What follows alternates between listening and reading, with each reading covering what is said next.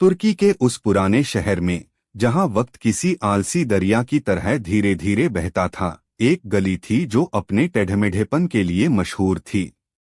इसी गली में दो घर एक दूसरे से कंधा मिलाकर खड़े थे, जैसे दो पुराने दोस्त हों। एक घर था मुल्ला नसीरुद्दीन का, छोटा, साधारण, जिसकी दीवारों पर समय ने अपनी कहानियां लिख दी थीं। दूसरा घर था आलिम खान का, दो मंजिला, मजबूत, जिसकी खिड़कियों पर खूबसूरत नक्काशी थी, जो उसके मालिक की समृद्धि का चुपचाप ढिंढोरा पीटती थी। आलिम खान एक सफल कालीन व्यापारी था।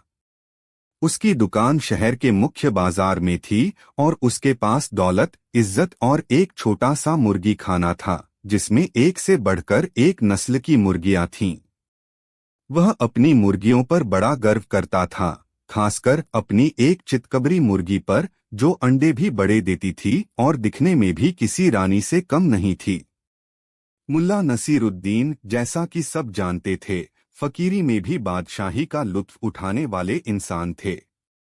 उनके पास दौलत के नाम पर एक वफादार गधा, हाजिर जवाबी का खजाना और एक ऐसा दिल था जो दुनिया को अपनी अनोखी ऐनक से देखता था।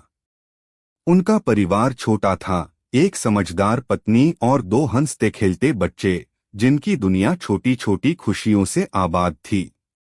इन दोनों पड़ोसियों के बीच का रिश्ता बड़ा अजीब था। आलिम खान मुल्ला की अक्लमंदी का कायल तो था, पर उनकी गरीबी और बेपरवाही को देखकर मन ही मन नाक भौं सिकोड़ता था। वहीं मुल्ला आलिम खान की दौलत की इज्जत करते थे, पर उसकी दिखावे की आदत पर अक्सर मुस्कुरा देते थे। इन दोनों के घरों के बीच एक नीची दीवार थी, जो सरहद का काम तो करती थी, पर दोस्ती और दुश्मनी दोनों को ही आने जाने से रोक नहीं पाती थी। और इसी दीवार को फांदकर हर सुबह एक मेहमान मुल्ला के आंगन में तशरीफ लाता था, आलिम खान की वही चितकबरी प्यारी मुर्गी। यह मुर्गी भी बड़ी समझदार थी। वह जानती थी कि आलिम खान के भव्य मुर्गी खाने में उसे दाना पानी तो अच्छा मिलता है, पर मुल्ला के घर के शांत धूप वाले कोने में जो सुकून है, वह कहीं और नहीं। वह हर सुबह दीवार फांदती, मुल्ला के बच्चों के साथ खेलती, आंगन में पड़े दानों को चुगती और फिर मुल्ला की पत्नी द्वारा बनाए गए पुआल के एक छोटे से घोंसले में बड़े प्यार से एक अंडा देकर वापस अपने घर चली जाती। मुल्ला के परिवार के लिए वह मुर्गी सिर्फ एक परिंदा नहीं थी, वह ऊपर वाले का भेजा हुआ एक छोटा सा तोहफा थी। उसका दिया हुआ अंडा अक्सर उनके बच्चों का नाश्ता बनता था। कभी कभी जब घर में तंगी होती, तो मुल्ला की पत्नी उस अंडे को बेचकर नमक या मसाले खरीद लाती। वह मुर्गी उनके जीवन का एक खामोश पर अटूट हिस्सा बन चुकी थी। बच्चों ने उसका नाम सुनहरी रखा था। एक दिन शहर में खबर फैली कि आलिम खान के बुजुर्ग वालिद, जो एक दूरदराज के गांव में रहते थे, इंतकाल फरमा गए। यह एक दुखद समाचार था। गली के लोग मातमपुरसी के लिए आलिम खान के घर जुटने लगे। हर कोई अपने अपने तरीके से हमदर्दी जता रहा था। मुल्ला नसीरुद्दीन भी अपनी जिम्मेदारी निभाने पहुंचे। उन्होंने आलिम खान के कंधे पर हाथ रखा और संजीदगी से कहा, दोस्त, बड़ा अफसोस हुआ। अल्लाह मरहूम को जन्नत नसीब करे और आपको सब्र दे। उनकी आवाज में हमदर्दी थी, पर कोई नाटकीयता नहीं थी। वह कुछ देर वहां बैठे, फातिहा पढ़ा और फिर चुपचाप अपने घर लौट आए। आलिम खान ने मुल्ला के इस ठंडे व्यवहार को महसूस किया। उसके पिता मरे थे और शहर का सबसे अक्लमंद आदमी बस दो जुमले बोलकर चला गया। उसे उम्मीद थी कि मुल्ला अपनी बुद्धिमानी की कोई गहरी बात कहेंगे, दुख को कम करने का कोई फलसफा बताएंगे, पर ऐसा कुछ नहीं हुआ। आलिम खान को थोड़ा बुरा लगा, पर उसने सोचा, खैर, मुल्ला तो हैं ही ऐसे, दुनिया से निराले। दिन बीते, हफ्ते गुजरे। जिंदगी अपनी पुरानी रफ्तार से चलने लगी। आलिम खान अपने पिता के गम को कारोबार की व्यस्तता में भुलाने की कोशिश कर रहा था। और फिर एक सुबह गली में एक अजीब सा कोहराम मच गया। हुआ यह कि रात के किसी पहर एक जंगली लोमड़ी शहर में घुस आई थी और उसने आलिम खान के मुर्गी खाने पर धावा बोल दिया था। बाकी मुर्गियां तो किसी तरह बच गईं, पर बेचारी सुनहरी उस लोमड़ी का शिकार बन गई। सुबह जब आलिम खान ने मुर्गी खाने का दरवाजा खोला तो वहां बस खून से सने पंख बिखरे पड़े थे। आलिम खान को दुहक तो हुआ, आखिर वह उसकी पसंदीदा मुर्गी थी। उसने नौकर को पंख साफ करने का हुक्म दिया और मन में लोमड़ी को 100 गालियां देते हुए अपने काम पर जाने की तैयारी करने लगा। लेकिन असली मातम तो दीवार के दूसरी तरफ शुरू हुआ था। जब मुल्ला की पत्नी ने सुबह आंगन में झाड़ू लगाई और उसे सुनहरी कहीं नजर नहीं आई तो उसका दिल बैठ गया। उसने बच्चों से पूछा, पड़ोस में झांका, पर वह कहीं नहीं थी। तभी आलिम खान के नौकर ने दीवार के पार से आवाज दी, भाभी जी, आज अंडा नहीं मिलेगा। सुनहरी को तो रात में लोमड़ी खा गई। यह सुनना था कि मुल्ला के घर में जैसे कोई पहाड़ टूट पड़ा हो। मुल्ला नसीरुद्दीन उस वक्त अपने गधे से दुनियादारी पर चर्चा कर रहे थे। जैसे ही यह खबर उनके कानों में पड़ी, उन्होंने एक ऐसी चीख मारी कि आसमान में उड़ते पंछी भी घबराकर अपना रास्ता बदल गए। हाय, गजब हो गया, कयामत आ गई। वह दहाड़े उन्होंने अपना कुर्ता फाड़ लिया, सिर पर आंगन की धूल डाल ली और ऐसे बिलख बिलख कर रोने लगे जैसे किसी ने उनका कलेजा निकाल लिया हो। वह छाती पीट पीट कर चिल्ला रहे थे, लुट गए हम, बर्बाद हो गए, हमारे घर का चिराग बुझ गया। हाय सुनहरी, तू हमें किसके सहारे छोड़ गई। उनकी आवाज सुनकर गली के लोग अपने अपने घरों से बाहर निकल आए। उन्होंने देखा कि मुल्ला जमीन पर लोट-पोट कर रो रहे थे। उनकी पत्नी और बच्चे भी उनके साथ आंसू बहा रहे थे। मंजर इतना दर्दनाक था कि देखने वालों को लगा कि जरूर मुल्ला के परिवार पर कोई बहुत बड़ी मुसीबत आ पड़ी है। एक पड़ोसी ने हिम्मत करके पूछा, मुल्ला जी, खैर तो है? क्या हो गया?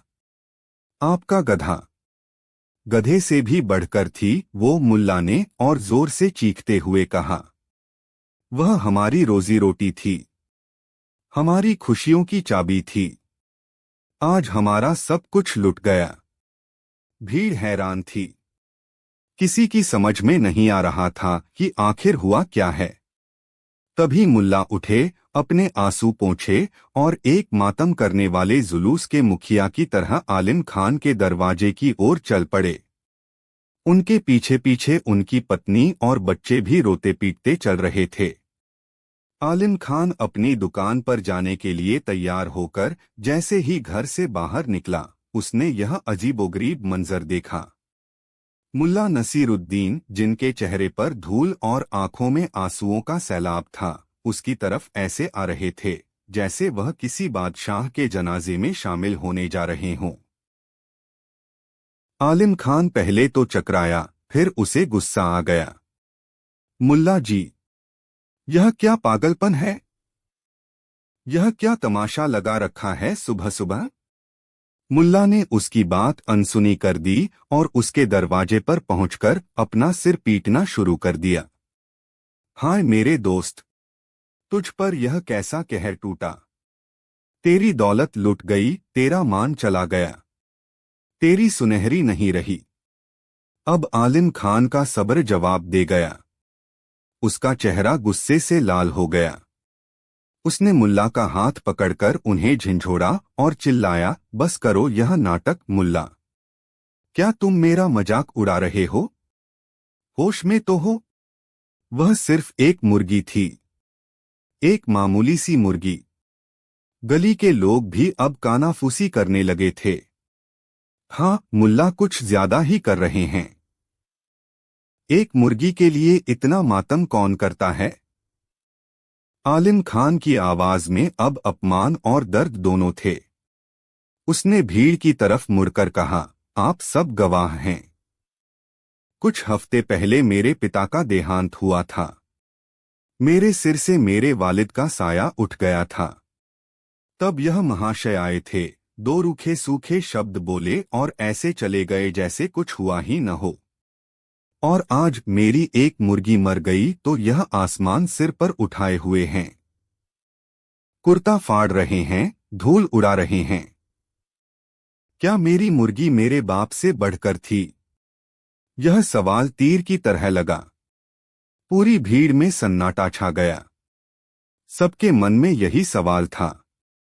मुल्ला का यह व्यवहार न सिर्फ अजीब था बल्कि अपमानजनक भी था।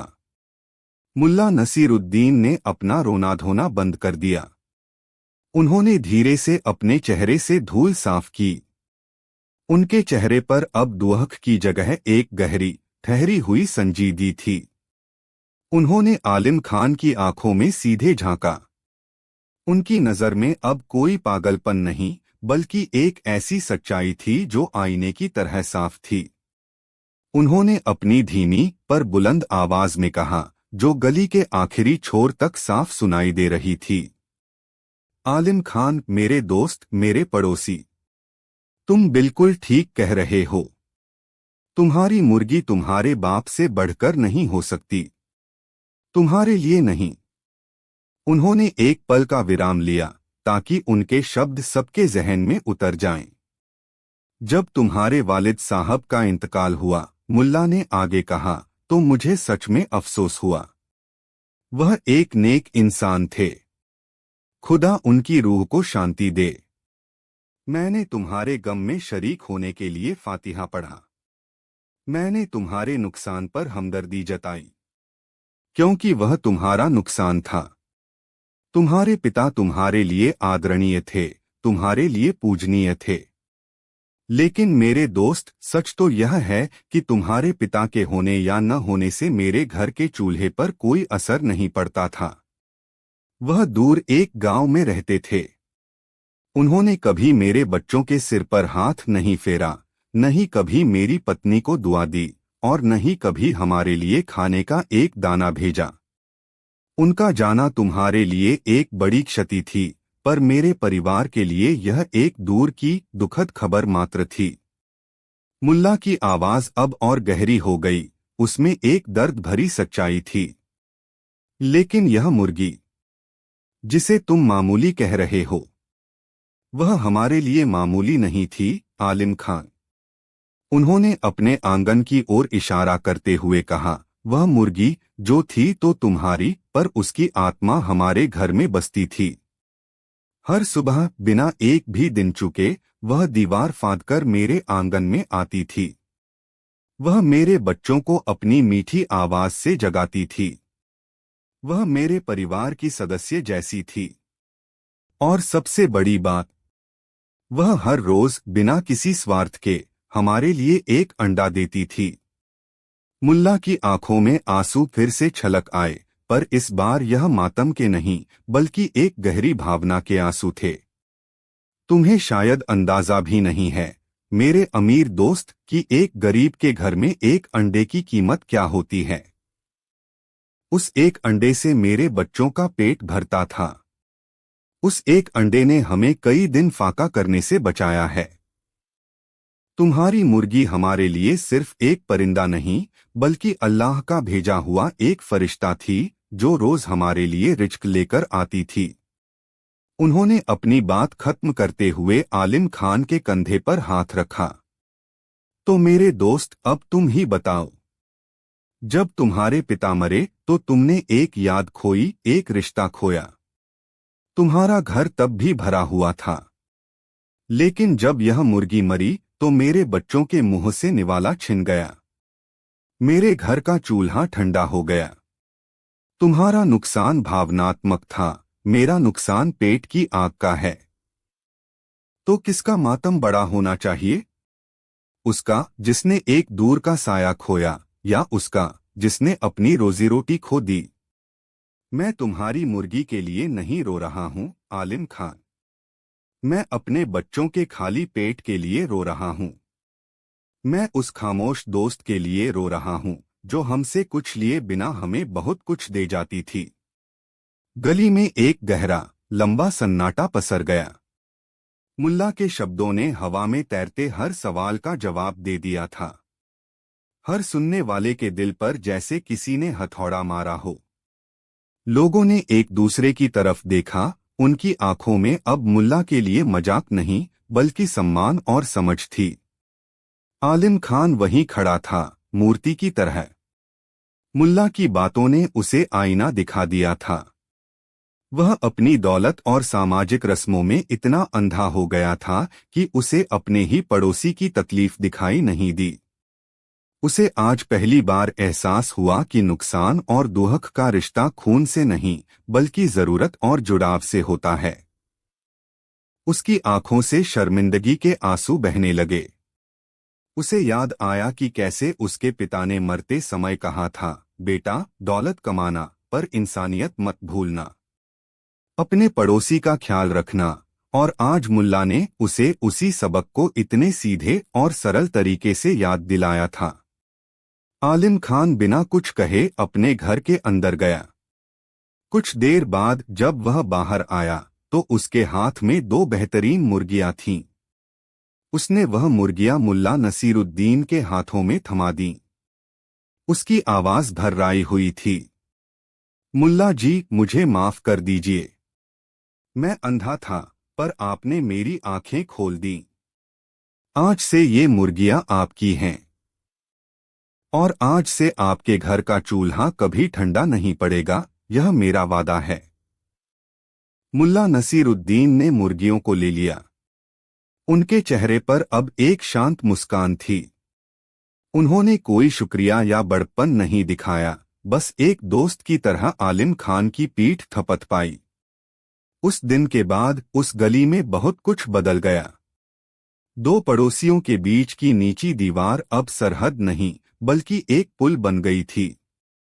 और मुल्ला नसीरुद्दीन का यह किस्सा शहर की लोक कथाओं में हमेशा के लिए अमर हो गया। एक ऐसी कहानी जो सिखाती है कि सच्चा मातम आंसुओं के दिखावे से नहीं बल्कि उस खालीपन से मापा जाता है जो कोई अपने जाने के बाद छोड़ जाता है, चाहे वह इंसान हो या एक मामूली मुर्गी। कहानी 2। अनातोलिया के उस छोटे से शहर में जहां सूरज की पहली किरणें मीनारों को चूमती थीं और शाम की हवा अपने साथ मसालों और भुने हुए कहवे की खुशबू लाती थी, जीवन अपनी धीमी और निश्चित गति से चलता था। इसी शहर की एक घुमावदार गली में 2 पड़ोसी रहते थे जिनकी दुकानें अगल-बगल थीं। एक था करीम, शहर का सबसे हुनरमंद नानबाई जिसके हाथों में जादू था। उसके तंदूर से निकले शीरमाल और बाकर खाने की खुशबू हवा में तैरकर लोगों को अपनी दुकान तक खींच लाती थी। दूसरा था फारूक, एक मेहनती बढ़ी जिसके हथौड़े और आरी की आवाज सुबह से शाम तक गली में गूंजती रहती थी। उसकी बनाई संदूकों और दरवाजों की मजबूती की कस्में खाई जाती थीं। करीम और फारूक सिर्फ पड़ोसी नहीं बल्कि अच्छे दोस्त भी थे। करीम अक्सर फारूक के लिए गर्म गर्म कुलचे भेजता और फारूक बदले में करीम के बच्चों के लिए लकड़ी के छोटे छोटे खिलौने बना देता। उनकी दोस्ती उस गली की शांति का एक प्रतीक थी। मगर एक दिन इस शांति में एक जोरदार दरार पड़ गई। बात उस दिन की है जब शहर के सूबेदार की बेटी की शादी की तैयारियां जोर शोर से चल रही थीं। सूबेदार ने अपनी बेटी की शादी के लिए सबसे बेहतरीन चीजों का इंतजाम किया था और जब मीठे की बात आई तो उनकी नजर करीम नानबाई पर ही जाकर ठहरी। करीम को शाही दावत के लिए 500 खास केसर पिस्ता वाले शीरमाल बनाने का ऑर्डर मिला। यह करीम के लिए सिर्फ एक बड़ा ऑर्डर नहीं था बल्कि उसकी जिंदगी भर की मेहनत का सम्मान था। अगर वह इस काम में सफल हो जाता तो उसकी शोहरत पूरे सूबे में फैल जाती। करीम ने कई दिन और कई रातें एक कर दीं। उसने सबसे उम्दा मैदा मंगवाया, ईरान से केसर और कंधार से पिस्ता। उसने अपनी पूरी कला और आत्मा उस काम में झोंक दी। शादी से एक दिन पहले की रात वह अपने काम के अंतिम चरण में था। शीरमाल की आखिरी खेप तंदूर में सिक रही थी। उनकी मनमोहक खुशबू से पूरी गली महक रही थी। करीम का दिल गर्व और खुशी से फूला जा रहा था। उसने एक लंबी गहरी सांस ली और तंदूर से उस बड़ी सी लोहे की ट्रे को बाहर निकालने के लिए झुका, जिस पर सोने की तरह दमकते शीरमाल सजे थे। ठीक उसी पल जब ट्रे उसके हाथों में थी और वह उसे बाहर निकाल ही रहा था, धड़ाम, फारूक की दुकान से एक भयानक कान फाड़ देने वाली आवाज आई। ऐसा लगा जैसे कोई विशाल पेड़ टूटकर गिर पड़ा हो। करीम, जो अपने काम में पूरी तरह से डूबा हुआ था, इस अप्रत्याशित और जोरदार धमाके से बुरी तरह चौंक गया। उसका दिल उछलकर हलक में आ गया, उसके हाथ कांप गए और संतुलन बिगड़ गया। उसके हाथों से शीरमाल से भरी भारी भरकम ट्रे छूट गई और सीधे जमीन पर पड़े कोयले और राख के ढेर पर जा गिरी। एक पल के लिए सन्नाटा छा गया, वह सन्नाटा जो किसी बड़ी तबाही के बाद पसर जाता है। करीम की आंखों के सामने अंधेरा छा गया। उसके 500 सुनहरे शीरमाल, उसकी महीनों की मेहनत, उसकी इज्जत, उसकी शोहरत, सब कुछ राख के ढेर में मिल चुका था। केसर और पिस्ते की जगह अब उन पर कालिख और धूल की परत थी। वह घुटनों के बल जमीन पर बैठ गया। उसकी आंखों से आंसू बहने लगे। कुछ पलों बाद उसका दुहक गुस्से में बदल गया। वह उठा और सीधा फारूक की दुकान में घुस गया। फारूक एक बहुत बड़ी और भारी शहतीर को उठाने की कोशिश कर रहा था, जो उसके हाथ से छूटकर गिर गई थी। यह क्या किया तुमने, फारूक? करीम दहाड़ा। उसकी आवाज में दर्द और गुस्सा भरा था।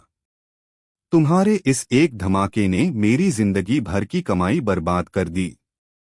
मेरा सब कुछ लुट गया। फारूक, जो खुद उस भारी शहतीर के गिरने से घबराया हुआ था, अपने दोस्त की हालत देखकर सकपका गया। उसने जब राख में सने शीरमाल देखे तो उसका दिल बैठ गया। वह शर्मिंदा होकर बोला, करीम मेरे भाई, मुझे माफ कर दो। मेरा इरादा तुम्हें डराने का नहीं था। यह बस एक हादसा है। शहतीर बहुत भारी थी, मेरे हाथ से फिसल गई। हादसा? करीम चीखा।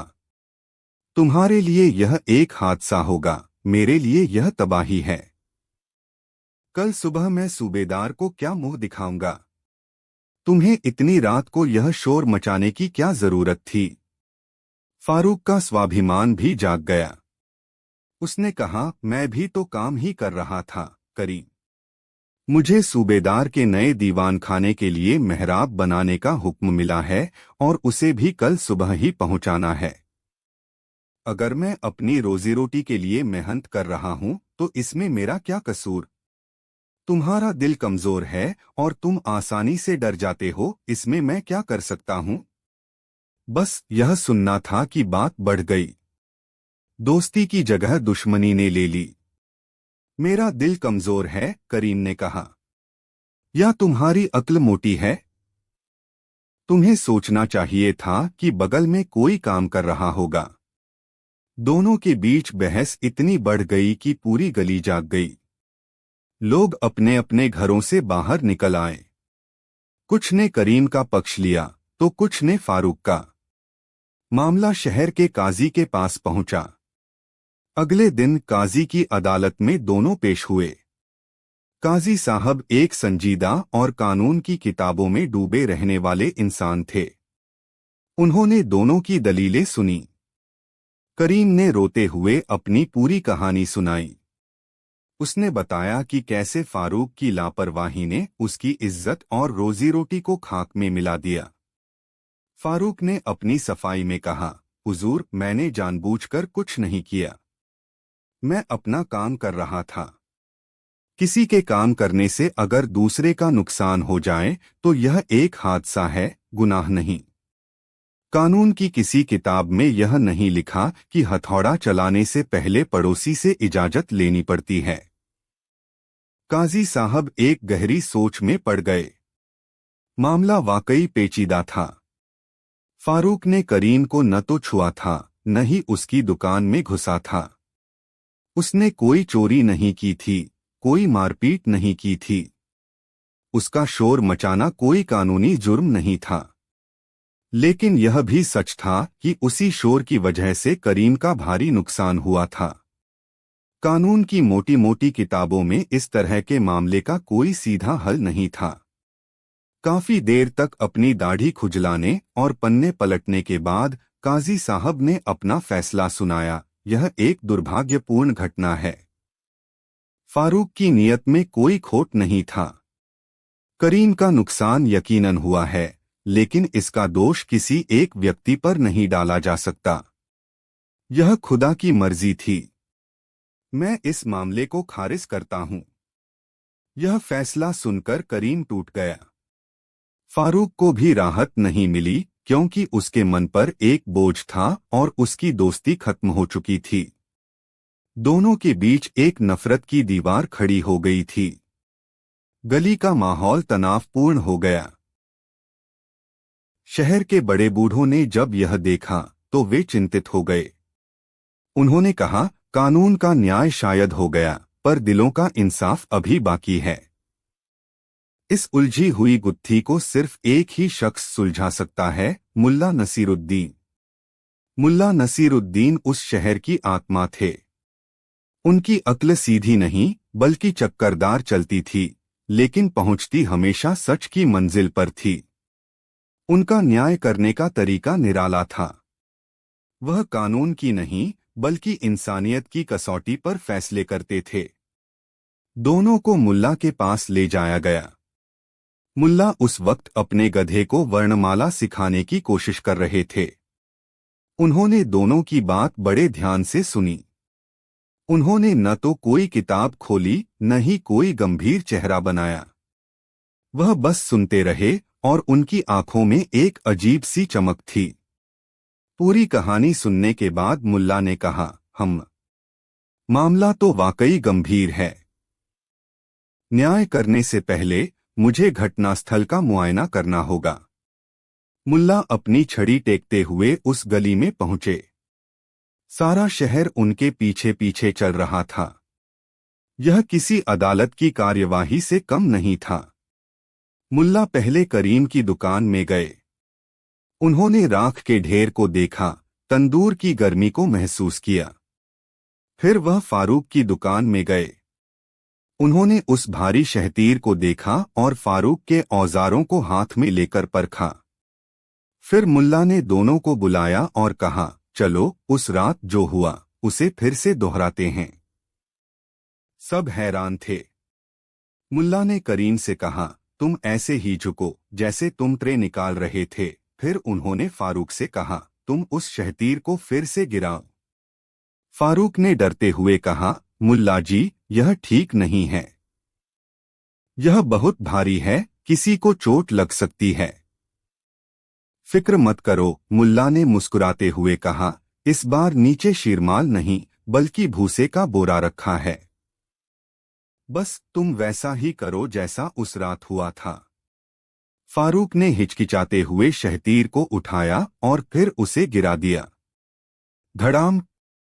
वही कान फाड़ देने वाली आवाज फिर से गूंजी। और इस बार भी करीम बुरी तरह चौंककर पीछे हट गया। मुल्ला ने अपनी दाढ़ी पर हाथ फेरते हुए कहा, बात तो सही है। आवाज तो वाकई डरावनी है। अब मुल्ला ने अपना असली न्याय शुरू किया, जो किसी की समझ में नहीं आ रहा था। उन्होंने फारूक से पूछा, फारूक, तुम इतनी रात को यह भारी काम क्यों कर रहे थे? फारूक ने जवाब दिया, मुल्ला जी, मुझे शहर के सबसे अमीर सौदागर हाजी कासिम की तरफ से हुक्म मिला था। उन्होंने कहा था कि मेहराब हर हाल में कल सुबह तक तैयार हो जानी चाहिए, वरना वह मुझे पैसे नहीं देंगे। मुल्ला ने फौरन अपने एक शागिर्द को भेजा और हाजी कासिम को बुलवा लिया। हाजी कासिम घबराता हुआ आया कि न जाने मुल्ला ने उसे क्यों याद किया है। मुल्ला ने हाजी से पूछा, हाजी साहब, आपने फारूक पर इतना दबाव क्यों डाला कि उसे रात भर काम करना पड़ा? हाजी ने हाथ जोड़कर कहा, मुल्ला जी, मेरी क्या मजाल। मुझे तो खुद सूबेदार साहब का हुक्म था। उन्होंने कहा था कि दीवान खाना हर हाल में शादी से पहले तैयार हो जाना चाहिए, वरना वह मेरी खाल खिंचवा लेंगे। मुल्ला मुस्कुराए।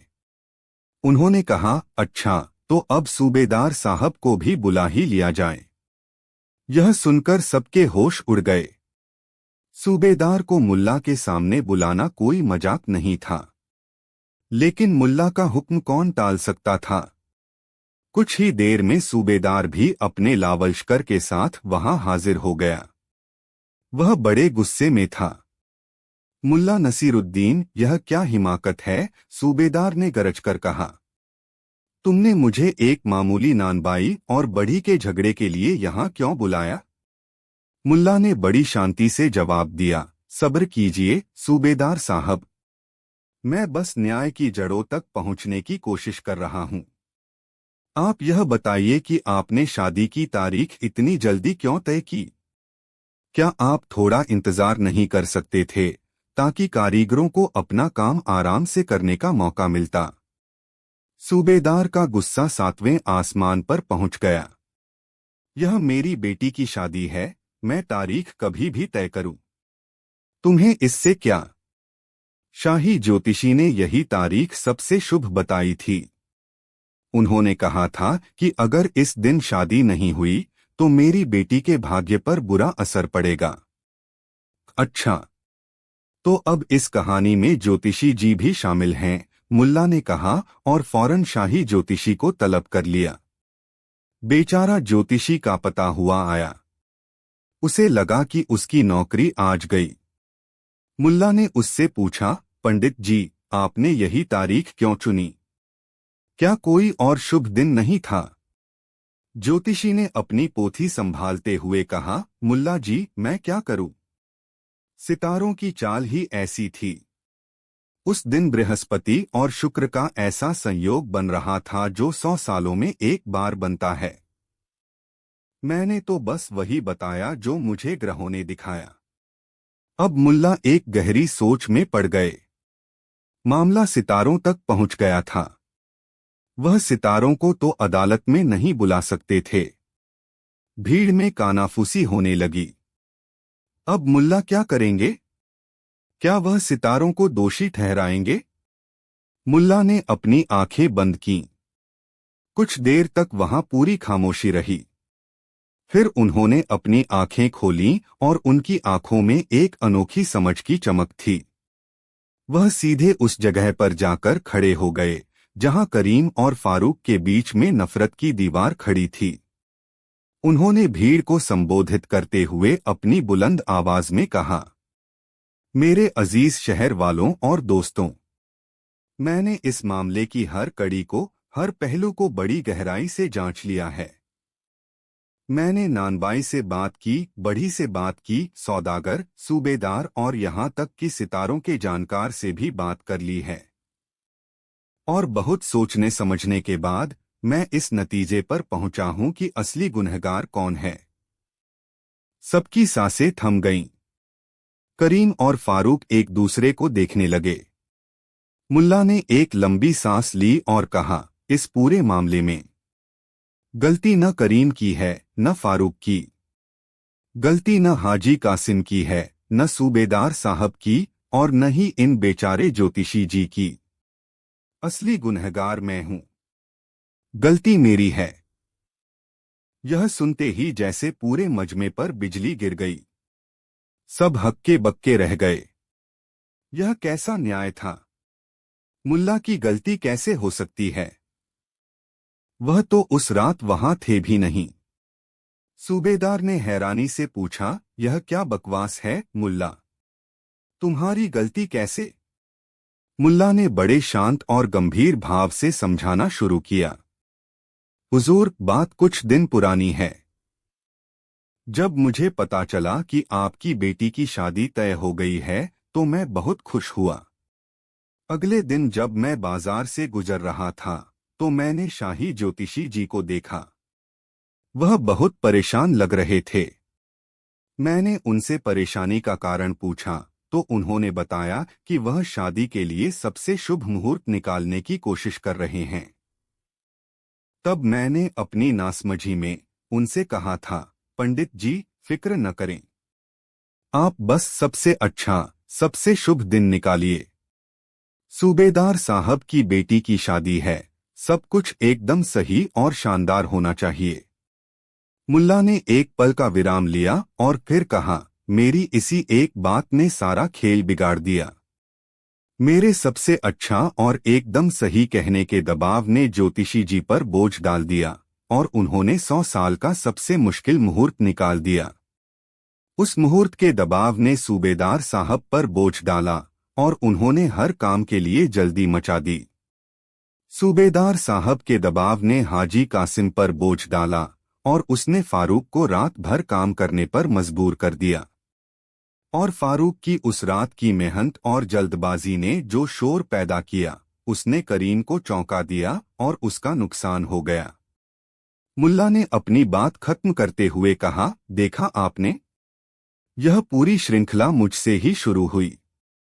अगर मैं उस दिन अपनी जुबान पर काबू रखता और हर चीज के परफेक्ट होने की उम्मीद न जताता तो शायद आज यह नौबत ही न आती। इसलिए इस नुकसान का असली जिम्मेदार मैं हूं। इतना कहकर मुल्ला ने अपनी जेब से चांदी के सिक्कों की एक थैली निकाली और करीम के हाथ में रखते हुए कहा, यह लो करीम, तुम्हारे नुकसान की भरपाई मैं करूंगा। और फारूक, तुम्हारे साथ आज रात मैं भी काम करूंगा ताकि तुम्हारा मेहराब समय पर पूरा हो जाए। सजा मुझे ही मिलनी चाहिए। एक पल के लिए वहां मौत जैसा सन्नाटा छा गया। फिर जो हुआ वह उस शहर के इतिहास में हमेशा के लिए दर्ज हो गया। करीम ने फौरन मुल्ला के हाथ से थैली वापस उनकी जेब में रख दी और रोते हुए बोला, नहीं मुल्ला जी, यह आप क्या कर रहे हैं? गलती आपकी नहीं मेरी है। मेरा दिल वाकई कमजोर है। मुझे इतना चौंकना नहीं चाहिए था। तभी फारूक आगे बढ़ा और उसने करीम को गले लगा लिया। उसकी आंखों में भी आंसू थे। वह बोला, नहीं मेरे भाई, गलती मेरी ही थी। मुझे अपने दोस्त का ख्याल रखना चाहिए था। मैं लालच में अंधा हो गया था। यह देखकर हाजी कासिम को शर्मिंदगी महसूस हुई।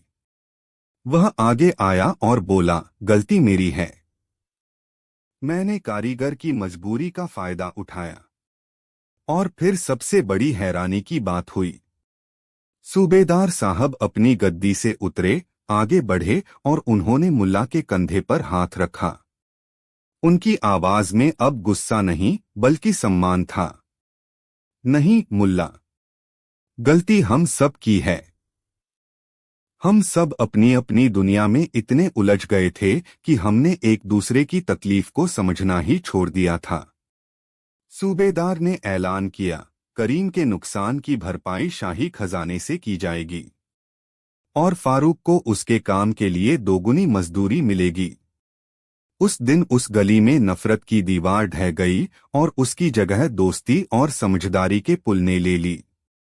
मुल्ला नसीरुद्दीन ने किसी एक को दोषी ठहराकर झगड़े को खत्म नहीं किया, बल्कि अपनी बुद्धिमानी से सबको अपनी अपनी जिम्मेदारी का एहसास कराकर दिलों को जोड़ दिया। उन्होंने शहर को सिखाया कि न्याय सिर्फ सजा देने का नाम नहीं है, बल्कि रिश्तों को फिर से जोड़ने और समाज में प्रेम को वापस लाने का नाम है। और कभी कभी सबसे बड़ा न्याय यह स्वीकार करने में होता है कि जब एक धागा टूटता है तो पूरा तानाबाना कमजोर हो जाता है और उसकी जिम्मेदारी किसी एक की नहीं बल्कि हम सब की होती है। कहानी 3। बुखारा शहर अपनी ऊंची मीनारों, हलचल भरे बाजारों और घुमावदार गलियों के साथ हजारों कहानियों को अपनी तहों में समेटे हुए था। इन्हीं गलियों में से एक में, जहां धूप भी बड़ी मुश्किल से अपना रास्ता बना पाती थी, दो घर एक दूसरे से ऐसे सटे हुए थे जैसे दो भाई हों। लेकिन उन घरों में रहने वाले लोगों के दिलों में जमीन आसमान का फर्क था।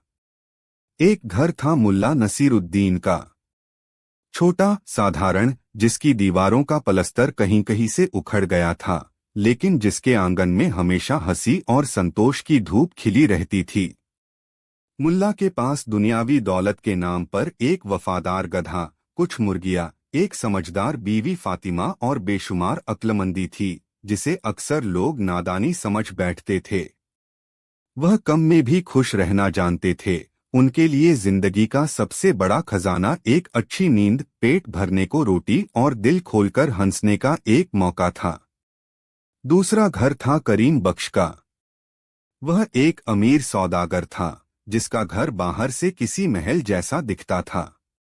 संगमरमर के फर्श, ईरानी कालीन और दीवारों पर सोने की नक्काशी। लेकिन घर के अंदर दौलत की गर्मी के सिवा और कुछ नहीं था। करीम बख्श की आत्मा में लालच और हवस का ऐसा रेगिस्तान था जो कभी नहीं भरता था। वह शहर का सबसे कंजूस आदमी था। लोग कहते थे कि अगर करीम बख्श की सांस पर भी टैक्स लग जाए तो वह सांस लेना छोड़ दे पर सिक्का न छोड़े। करीम बख्श के पास सब कुछ था, सिवाय एक चीज के, सुकून। उसे सबसे ज्यादा जलन मुल्ला नसीरुद्दीन से होती थी। वह अपनी हवेली की खिड़की से अक्सर मुल्ला के आंगन में झांकता और देखता कि मुल्ला कैसे अपने गधे से बातें कर रहा है, या बच्चों के साथ कंचे खेल रहा है, या बस धूप में बैठा ऊँघ रहा है, और उसके चेहरे पर एक अजीब सी शांति है।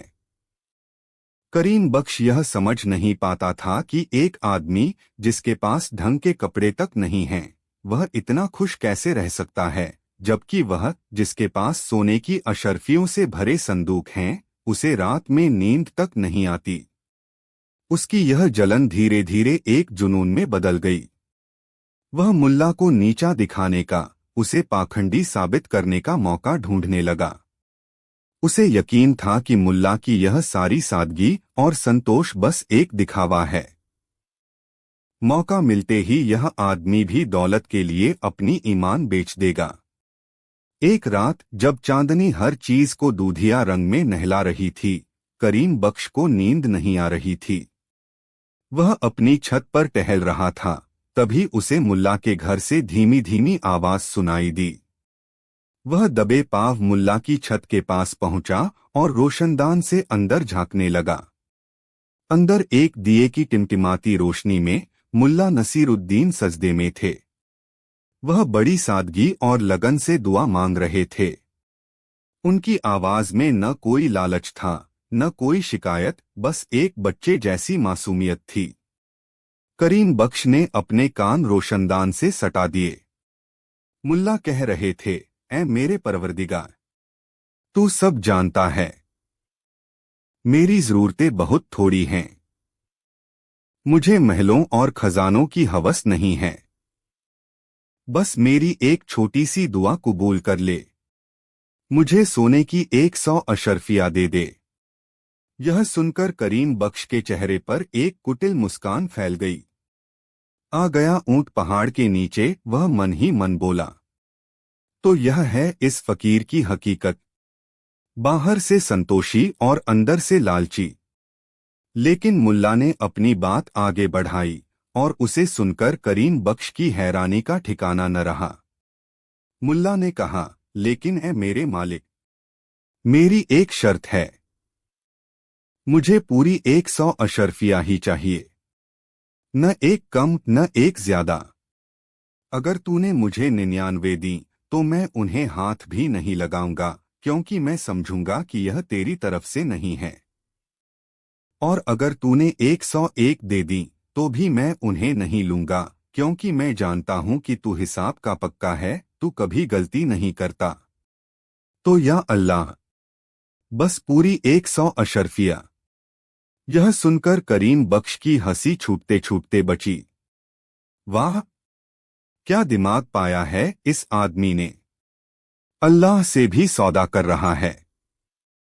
यह तो खुद को बहुत बड़ा अक्लमंद समझता है। अब मैं इसे मजा चखाऊंगा। मैं इसकी ईमानदारी और इसके ईमान दोनों की परीक्षा लूंगा और इसे पूरे शहर के सामने ज़लील करूंगा। उसके शैतानी दिमाग में एक योजना ने जन्म लिया।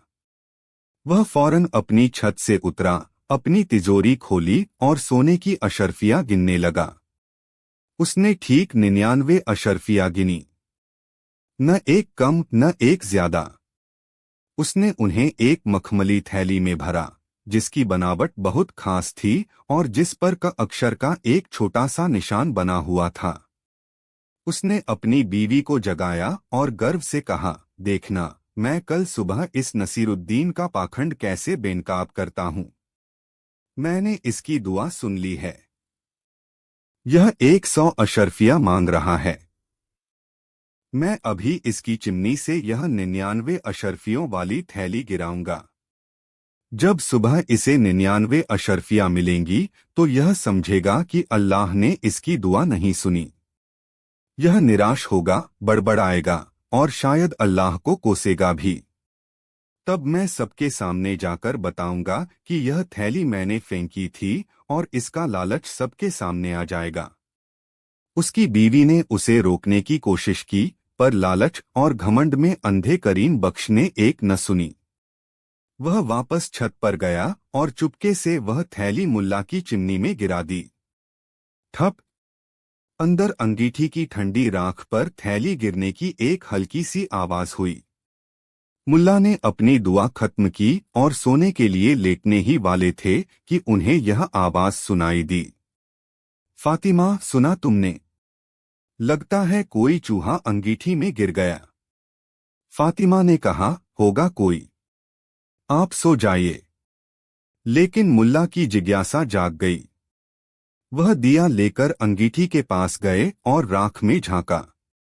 वहां एक भारी सी मखमली थैली पड़ी थी। मुल्ला ने उसे उठाया। वह वजनदार थी। उन्होंने उसका मुंह खोला और उनकी आंखें हैरत से फैल गईं। अंदर सोने की अशर्फिया चांदनी रात में जुगनुओं की तरह चमक रही थीं। फातिमा, उठो, देखो तो, लगता है हमारी दुआ कबूल हो गई, मुल्ला खुशी से चिल्लाए। फातिमा दौड़कर आई और सोने के सिक्के देखकर उसकी भी आंखें फटी रह गईं। यह कैसे हो सकता है? कैसे क्या? मैंने अभी अभी अल्लाह से दुआ की थी और उसने फौरन सुन ली। वह अपने नेक बंदों की दुआ कभी नहीं टालता, मुल्ला ने अपनी छाती चौड़ी करते हुए कहा। लेकिन गिन तो लीजिए, फातिमा ने याद दिलाया। आपने तो 100 की शर्त रखी थी। हाँ हाँ बिल्कुल, मुल्ला ने कहा और वहीं जमीन पर बैठकर सिक्के गिनने लगे। 1 2 3 99। गिनती 99 पर आकर रुक गई। फातिमा का चेहरा उतर गया। देखा, यह 99 हैं। आपकी शर्त पूरी नहीं हुई। इसका मतलब यह अल्लाह की तरफ से नहीं है। जरूर किसी ने हमारे साथ मजाक किया है। हमें इसे हाथ नहीं लगाना चाहिए। खिड़की से करीम बख्श यह सब देख सुन रहा था। उसके चेहरे पर विजय की मुस्कान थी। वह बस मुल्ला के मुंह से निराशा और शिकायत के शब्द सुनने का इंतजार कर रहा था। लेकिन मुल्ला नसीरुद्दीन तो मुल्ला नसीरुद्दीन थे। उन्होंने एक पल के लिए अपनी आंखें बंद कीं, फिर आसमान की तरफ देखकर दोनों हाथ उठाए और बोले, या अल्लाह, तेरा शुक्र है। तू कितना महान है। तू कितना दयालु है। तू अपने बंदों का कितना ख्याल रखता है। यह सुनकर करीम बख्श के होश उड़ गए। यह क्या हो रहा है? इसे तो दुखी होना चाहिए था। फातिमा ने भी हैरानी से पूछा, आप शुक्र क्यों अदा कर रहे हैं? उसने तो आपकी शर्त नहीं मानी। मुल्ला ने हंसते हुए समझाया, अरे भोली औरत, तू अल्लाह के काम करने के तरीके को नहीं समझती। मैंने उससे 100 अशर्फिया मांगी थीं। उसने 99 भेज दी। इसका मतलब साफ है। ऊपर आसमान से यहां तक आने में 1 अशर्फी का किराया लग गया होगा। फरिश्तों को भी तो अपना मेहनताना चाहिए। या हो सकता है मेरा हिसाब किताब थोड़ा कमजोर है, तो अल्लाह ने सोचा होगा कि मैं 99 को ही 100 समझ लूंगा। वह जो भी करता है सोच समझकर ही करता है। उसने जो दिया सिर आंखों पर। शुक्र है मेरे मौला। यह सुनकर करीम बख्श का मुंह खुला का खुला रह गया। उसका सारा खेल, सारी योजना मिट्टी में मिल गई थी। मुल्ला ने तो उन 99 अशरफियों को भी अल्लाह का तोहफा मानकर खुशी खुशी स्वीकार कर लिया था। अब करीम बख्श का खून खौलने लगा। उसकी अपनी मेहनत की कमाई, उसकी 99 अशरफियां मुल्ला की हो गई थीं। उसका मजाक उसी पर भारी पड़ गया था। वह गुस्से में अपने दांत पीसता रहा और सुबह होने का इंतजार करने लगा। अगली सुबह सूरज की पहली किरण के साथ ही करीम बख्श मुल्ला के दरवाजे पर पहुंच गया और जोर जोर से दरवाजा पीटने लगा। मुल्ला ने दरवाजा खोला। अरे करीम भाई, सुबह सुबह खैर तो है? करीम बख्श गुस्से से लाल पीला हो रहा था। खैरियत की ऐसी तैसी। मेरी अशरफिया वापस करो, वह चिल्लाया। मुल्ला ने बड़ी मासूमियत से कहा, तुम्हारी अशरफिया? मेरे पास तुम्हारी अशरफिया कहाँ से आईं? मेरे पास तो वो हैं जो अल्लाह ने मुझे दी हैं। वही वही जो रात को तुम्हारी चिमनी से गिरी थीं, करीम ने कहा। वो मैंने फेंकी थीं। मैं तो बस तुम्हारी ईमानदारी की परीक्षा ले रहा था। मुल्ला ने एक जोर का ठहाका लगाया। हाँ हाँ हाँ, क्या मजाक करते हो करीम भाई? तुम और किसी को कुछ दोगे? तुम तो मरी हुई मक्खी से भी शहद निचोड़ लो। यह सरासर झूठ है। वह अशरफियां मुझे मेरे अल्लाह ने दी हैं। मैंने दुआ की और उसने कबूल कर ली। दोनों के बीच बहस बढ़ गई। शोर सुनकर आस पड़ोस के लोग भी जमा हो गए।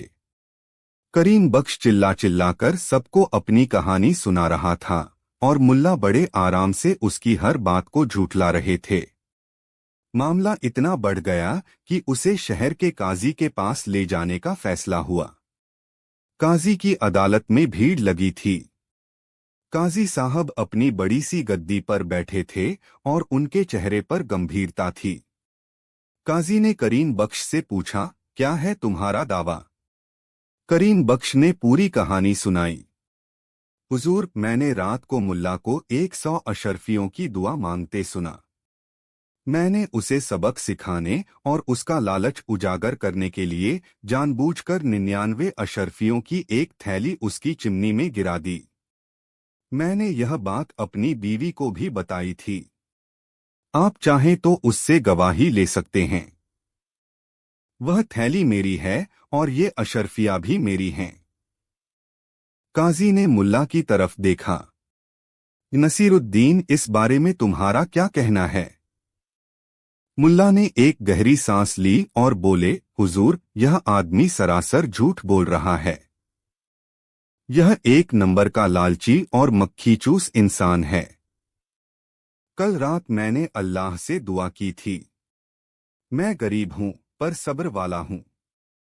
अल्लाह ने मेरी सुन ली और मेरे लिए आसमान से दौलत भेजी। अब इस आदमी का लालच देखिए।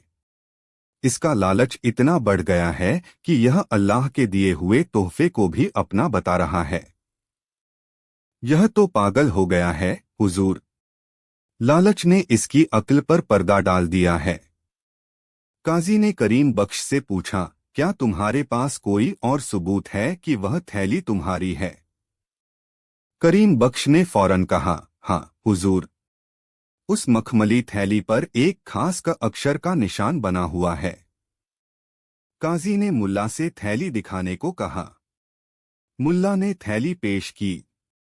काजी ने देखा, वाकई उस पर का अक्षर का निशान था। मामला करीम बख्श के हक में जाता दिख रहा था।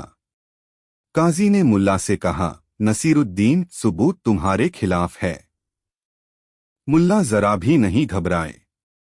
वह मुस्कुराए और बोले, हुजूर, मैंने तो पहले ही कहा था कि यह आदमी लालच में पागल हो गया है। इसकी बातों का कोई भरोसा नहीं। यह इतना बड़ा झूठा और लालची है कि अगर इसका बस चले तो यह मेरे जिस्म पर पहने हुए इन कपड़ों को भी अपना बता देगा। यह एक जाल था जो मुल्ला ने अपनी अक्लमंदी से बुना था, और करीम बख्श गुस्से और लालच में अंधा होकर सीधा उस जाल में जा फंसा। वह फौरन चिल्लाया, हाँ, क्यों नहीं, बिल्कुल, यह जो तुमने पुरानी सी अचकन पहनी हुई है, यह भी मेरी ही है। मैंने ही इसे पिछले हफ्ते दर्जी से सिलवाकर तुम्हें उधार दी थी। जैसे ही करीम बख्श ने यह कहा, पूरी अदालत में एक गहरा सन्नाटा छा गया। काजी साहब का मुंह हैरानी से खुला रह गया। भीड़ में खड़े लोग एक दूसरे को देखने लगे। मुल्ला की वह अचकन इतनी पुरानी, इतनी फटी हुई और उस पर इतने पैबंद लगे हुए थे कि कोई भी अंधा बता सकता था कि वह सालों से मुल्ला के ही पास है।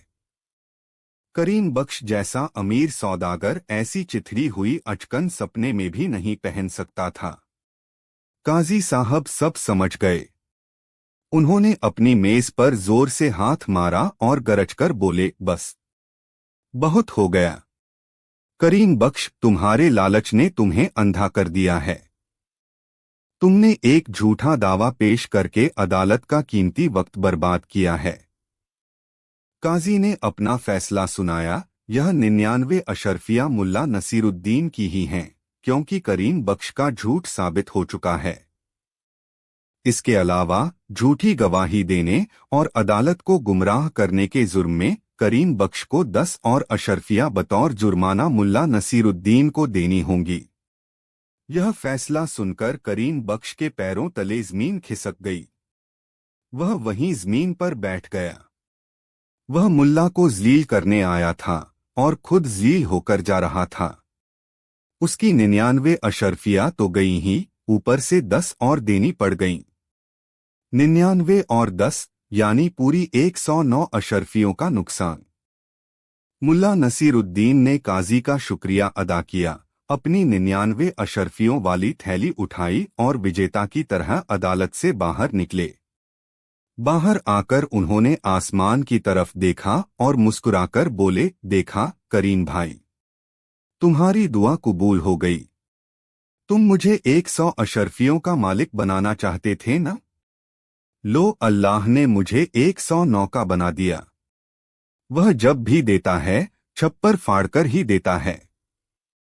उस दिन के बाद करीम बख्श ने कभी मुल्ला के मामलों में अपनी नाक नहीं अड़ाई। उसे एक ऐसा सबक मिला था जिसे वह जिंदगी भर नहीं भूल सका। उसने सीखा कि लालच एक ऐसा दलदल है जिसमें इंसान जितना निकलने की कोशिश करता है, उतना ही धंसता चला जाता है। और शहर के लोगों ने एक बार फिर मान लिया कि मुल्ला नसीरुद्दीन की सादगी में जो अमीरी है, वह दुनिया के किसी भी खजाने से कहीं ज्यादा कीमती है।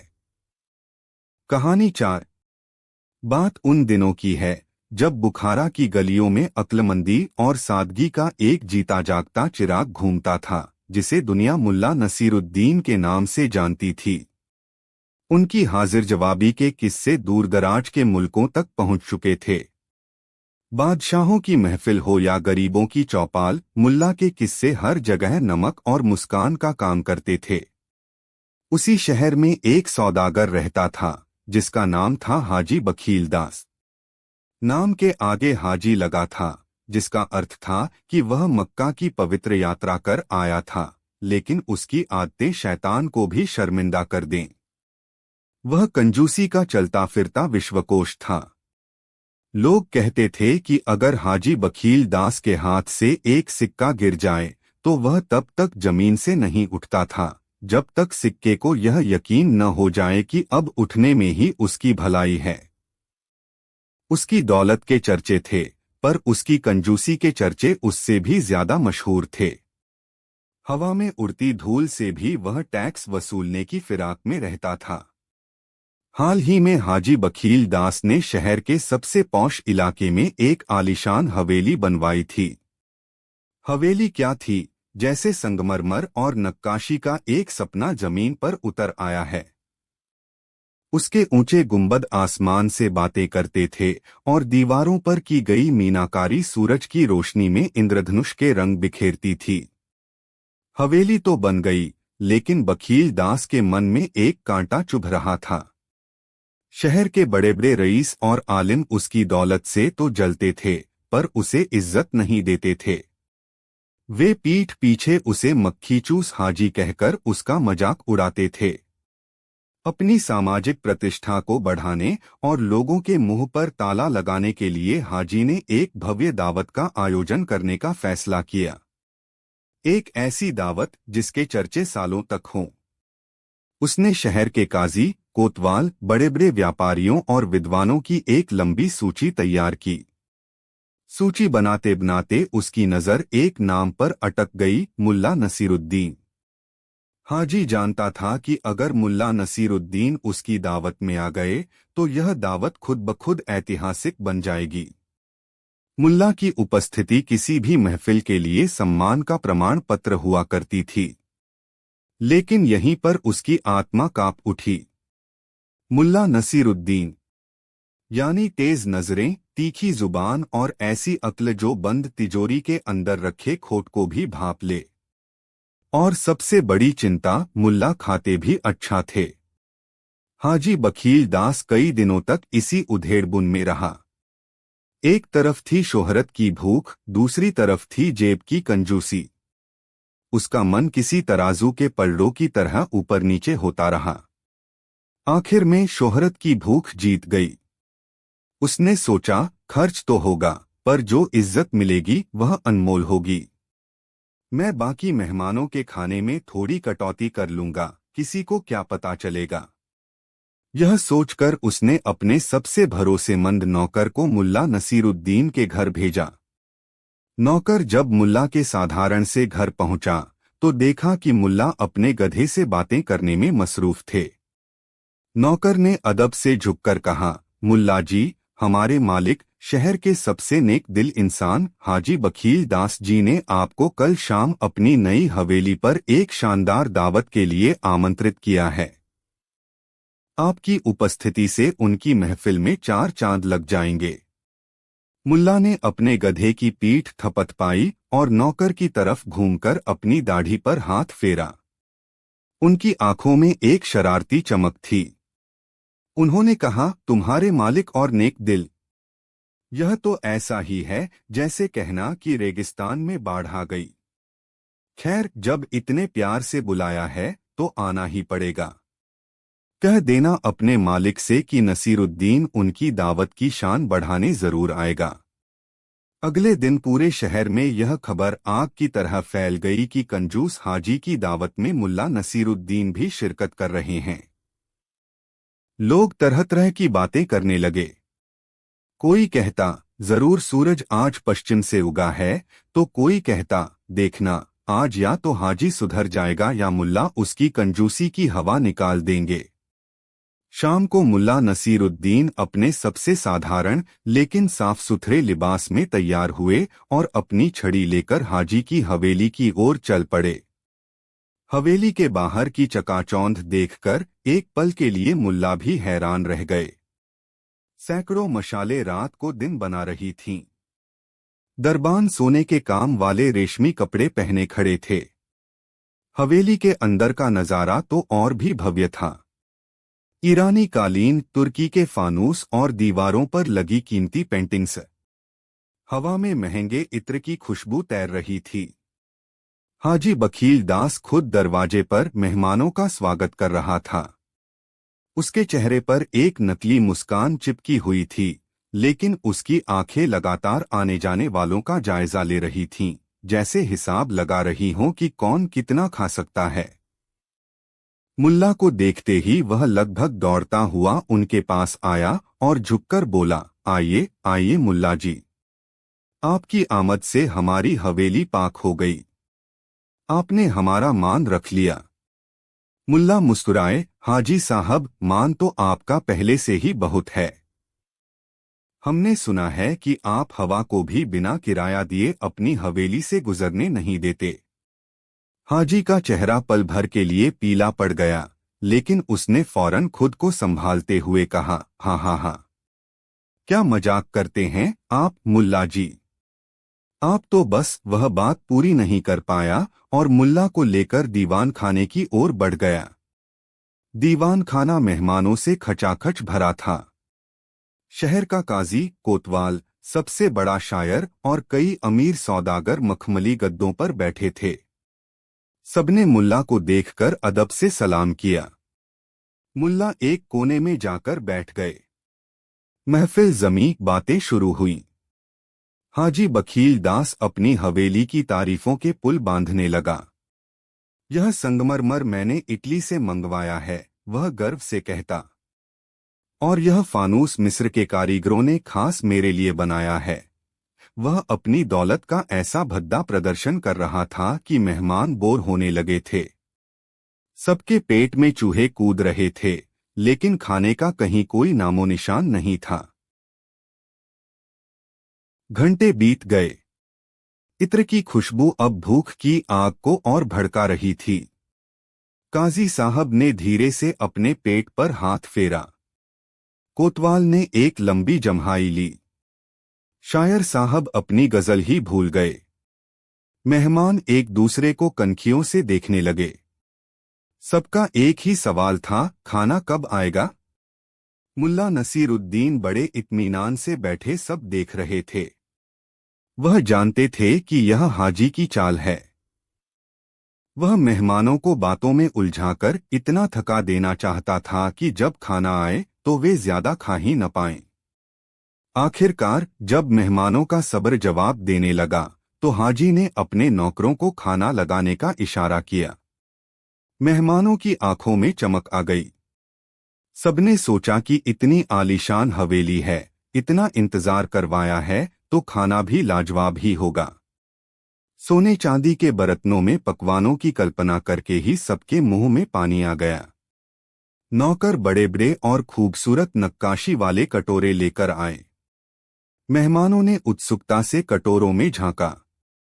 लेकिन यह क्या? कटोरों में जो चीज थी उसे सूप कहना भी सूप का अपमान था। वह बस गर्म पानी था जिसमें हल्दी का हल्का पीला रंग तैर रहा था। कहीं कहीं धनिया की एक दो पत्तियां और गाजर का एक पारदर्शी टुकड़ा अपनी बदनसीबी पर रोता हुआ नजर आ रहा था। ऐसा लग रहा था जैसे किसी ने पतीले में चिकन बनाने के बाद उसे बस पानी से खंगालकर मेहमानों के सामने परोस दिया हो।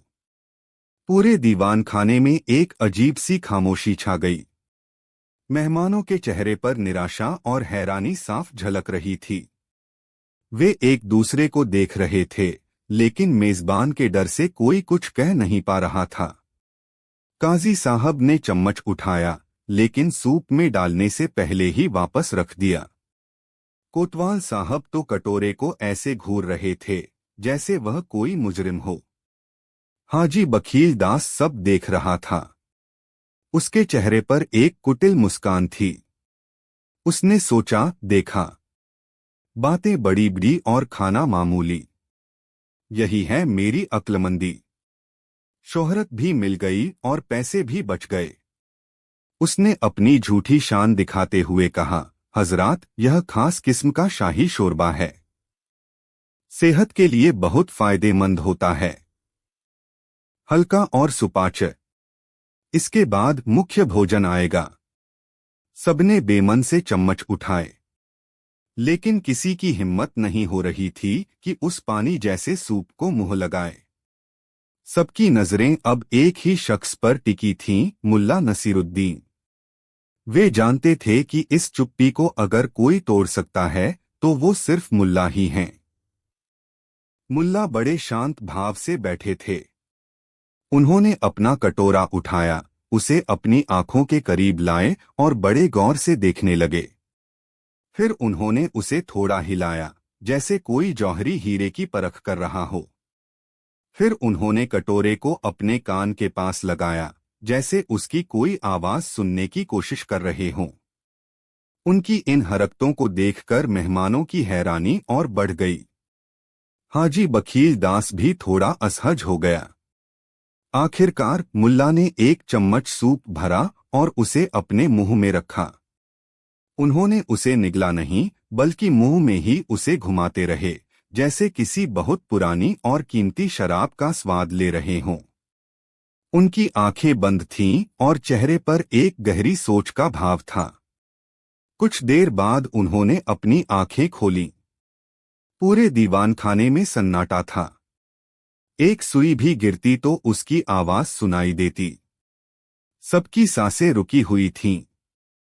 काजी साहब से रहा नहीं गया। उन्होंने हिम्मत करके पूछा, मुल्ला जी, क्या बात है? क्या शोरबे में कोई कमी है? आप इतने गहरे सोच में क्यों पड़ गए? मुल्ला ने एक लंबी सांस ली और कटोरे को नीचे रखते हुए बड़ी गंभीर आवाज में कहा, नहीं काजी साहब, कमी कोई नहीं है। मैं तो बस इस सूप के परिवार के बारे में सोच रहा था। यह वाकई एक बहुत ही शानदार और खानदानी सूप है। यह सुनकर हाजी बखील दास का चेहरा गर्व से खिल उठा। उसने सोचा कि मुल्ला उसकी तारीफ कर रहे हैं। वह बोला, मैंने कहा था न, यह बहुत ही खास शोरबा है। मुल्ला जी जैसे पारखी ही इसकी कदर कर सकते हैं। मुल्ला ने हाजी की तरफ देखा और अपनी दाढ़ी खुजलाते हुए बोले, हाँ हाँ हाजी साहब, खास तो है ही। असल में मैं इसकी वंशावली का पता लगाने की कोशिश कर रहा था। कोतवाल ने हैरानी से पूछा, वंशावली? सूप की वंशावली? मुल्ला जी, आप यह क्या कह रहे हैं? मुल्ला ने अपना चश्मा नाक पर ठीक करते हुए समझाया, देखिए, हर चीज का एक खानदान होता है, एक इतिहास होता है। जब मैंने इस शोरबे को चखा तो मुझे इसमें एक बहुत ही जानी पहचानी लेकिन बहुत ही हल्की सी महक आई। यह महक एक मुर्गे की थी, लेकिन यह महक इतनी कमजोर और धुंधली थी कि मुझे यकीन हो गया कि यह सूप उस मुर्गे का सीधा रिश्तेदार नहीं हो सकता। अब मेहमानों की दिलचस्पी बढ़ गई। वे अपनी भूख भूलकर मुल्ला की बातें सुनने लगे। मुल्ला ने अपनी कहानी जारी रखी, मैंने और ध्यान लगाया। फिर मुझे लगा कि शायद यह सूप उस पानी से बना है जिसमें उस मुर्गे को पकाने के लिए रखा गया था। लेकिन नहीं, स्वाद उससे भी हल्का था। तो मैं इस नतीजे पर पहुंचा कि यह सूप उस पानी से बना है जिस पानी से उस पतीले को धोया गया था जिसमें कभी उस मुर्गे को पकाया गया था। इतना सुनते ही कुछ मेहमानों के मुंह पर मुस्कुराहट तैर गई। हाजी बखील दास का रंग उड़ने लगा।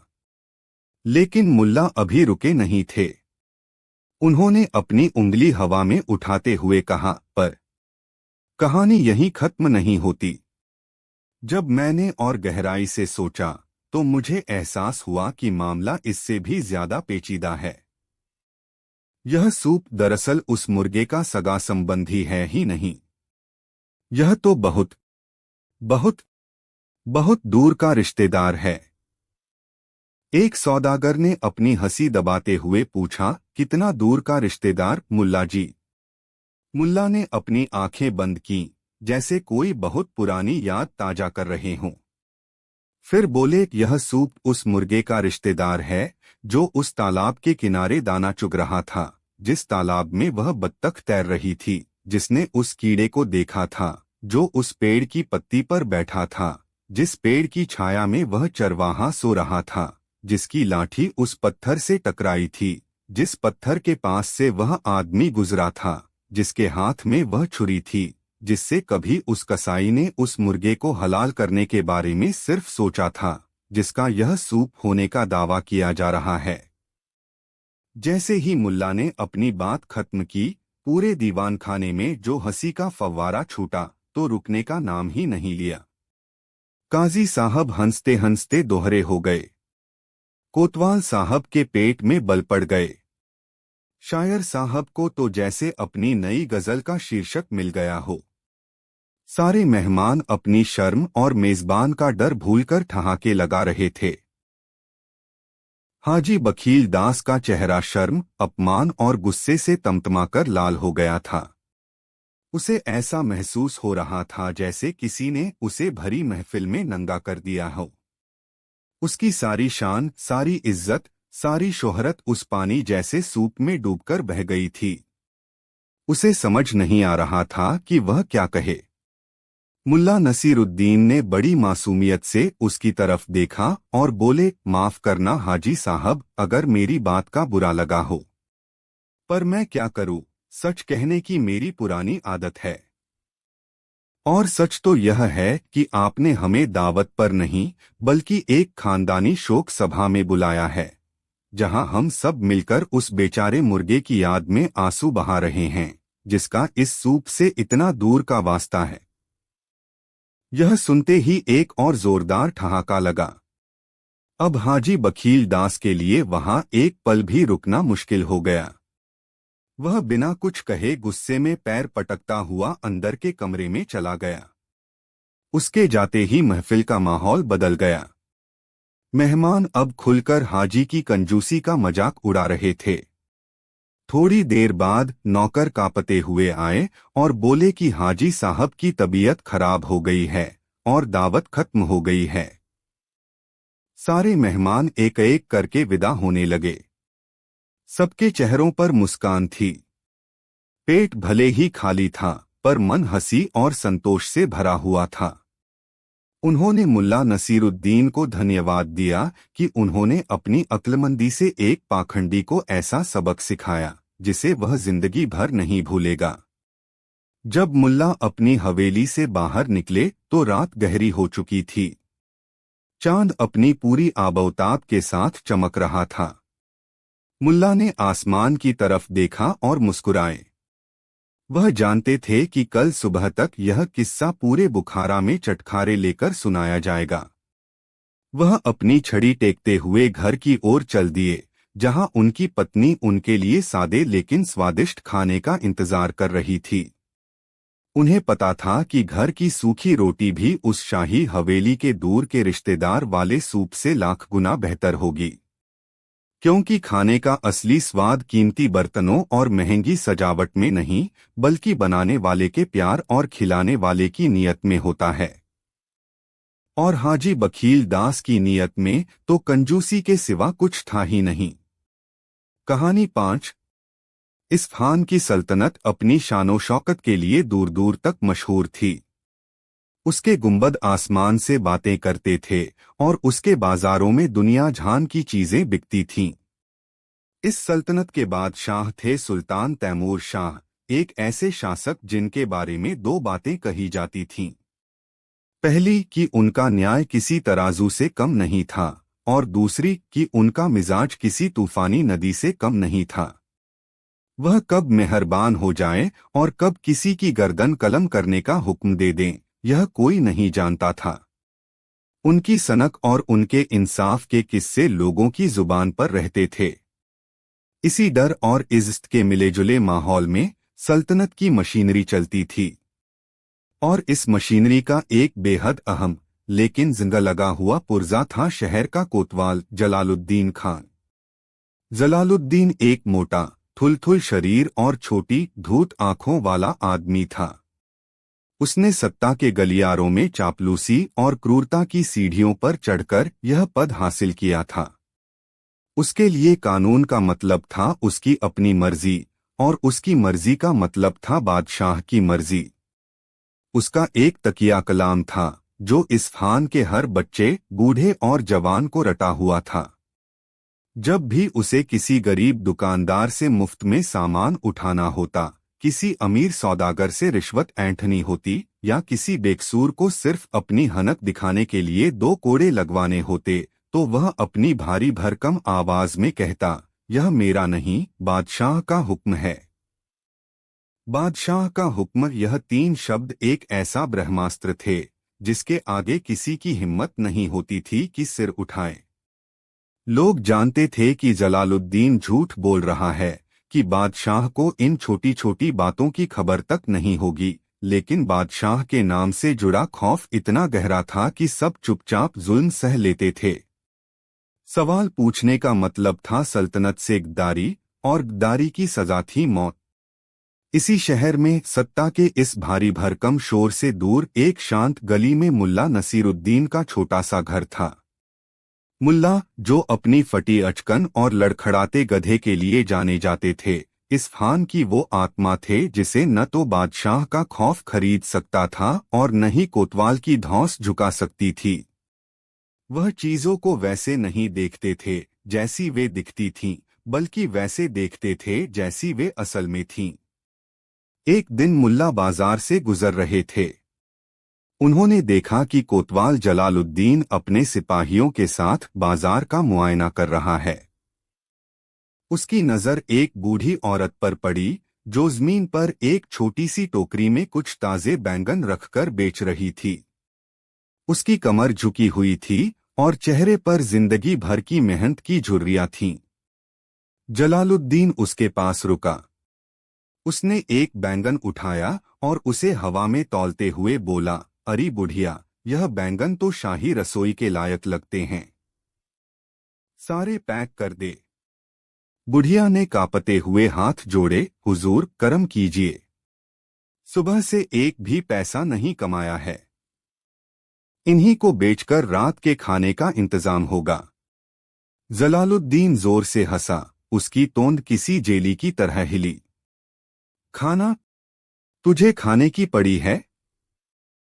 क्या तू नहीं जानती कि सल्तनत की सेवा करना हर नागरिक का पहला फर्ज है? यह शाही मेहमानों के लिए हैं।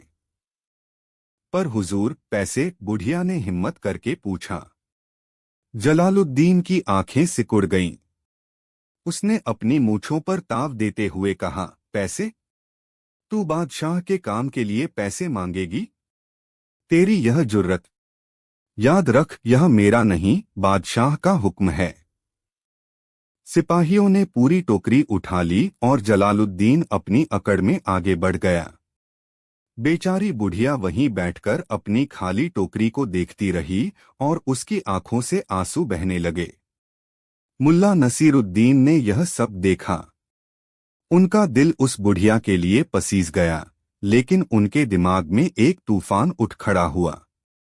उन्हें गुस्सा कोतवाल पर नहीं, बल्कि उस सिस्टम पर आया, उस डर पर आया जिसने लोगों को इतना लाचार बना दिया था कि वे सच और झूठ का फर्क जानते हुए भी चुप थे। उन्होंने देखा कि कैसे सत्ता का नाम एक हथियार बन गया था जिसे कोई भी उठाकर किसी भी निहत्थे पर चला सकता था। हम्म मुल्ला ने अपनी दाढ़ी खुजलाई। उनकी आंखों में एक शरारती लेकिन गहरी चमक पैदा हुई। तो बादशाह के हुक्म में इतनी ताकत है। अगर बादशाह का नाम लेकर बैंगन छीने जा सकते हैं, तो उसी नाम से कुछ और भी तो किया जा सकता है। उन्होंने फैसला किया। वह इस शहर को, इसके डरपोक लोगों और इसके जालिम हाकिमों को एक ऐसा सबक सिखाएंगे जिसे वे जिंदगी भर नहीं भूलेंगे। वह बादशाह के नाम के इस भूत को बोतल से बाहर निकालकर सबके सामने नचाएंगे। अगले दिन मुल्ला ने सबसे पहला काम यह किया कि वह बाजार गए और अपनी बची खुची जमापूंजी से एक बिल्कुल नई, चमकीली, तोते के रंग जैसी हरी पगड़ी खरीदी। उन्होंने उसे बड़े करीने से अपने सिर पर बांधा और शीशे में देखकर मुस्कुराए। फिर वह सीधे शहर के मुनादी करने वाले टाउन क्रायर के पास पहुंचे। मुनादी करने वाला, जिसका नाम हमीद था, एक दुबला पतला आदमी था जो ढोल पीट पीट कर शाही फरमान सुनाया करता था। मुल्ला ने उसके कंधे पर हाथ रखा और उसे एक कोने में ले जाकर रहस्यमय अंदाज में फुसफुसाए, हमीद, एक बहुत ही जरूरी और खुफिया शाही हुक्म आया है। हमीद घबरा गया। खुफिया? मुल्ला जी, मुझे तो किसी ने कुछ नहीं बताया। मुल्ला ने चारों तरफ ऐसे देखा जैसे कोई उनकी बातें सुन रहा हो। अरे अहमक, खुफिया हुक्म बताए थोड़े ही जाते हैं।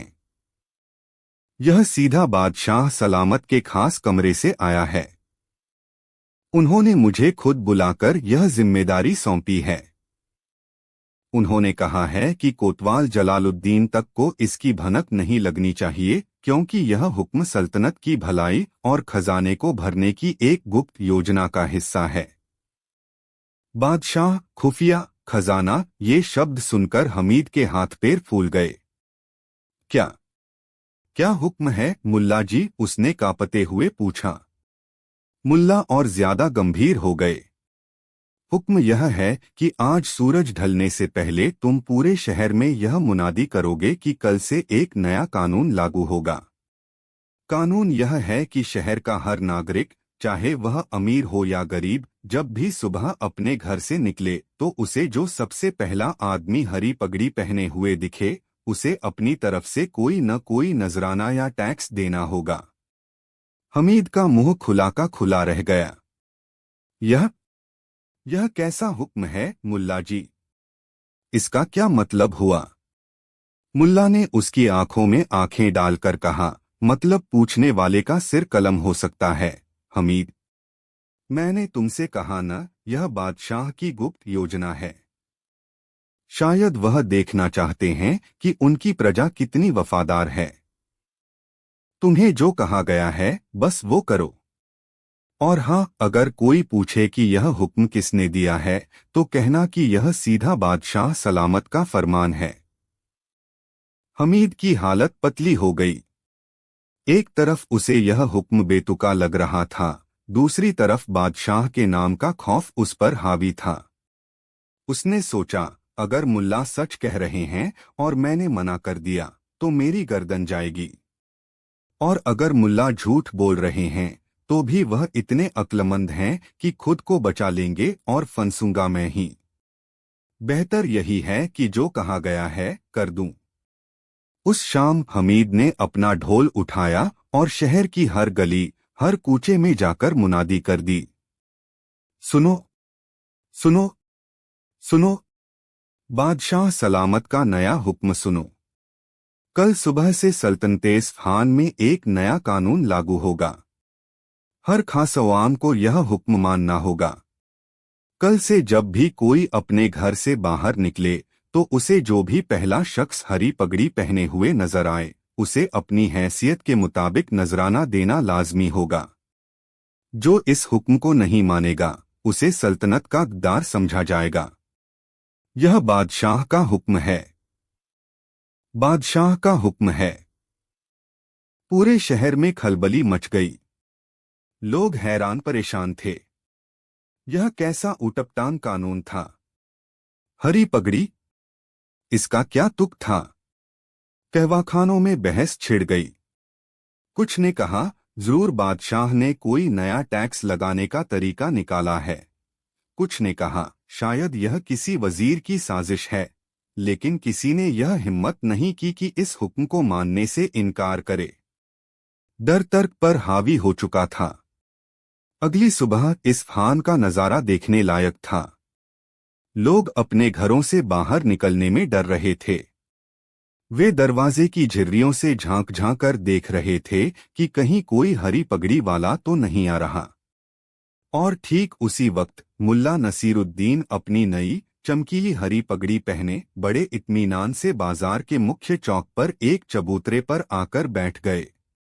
उन्होंने अपनी आंखें बंद कर लीं और ऐसे ध्यान में लीन हो गए जैसे कोई बहुत बड़े सूफी संत हों।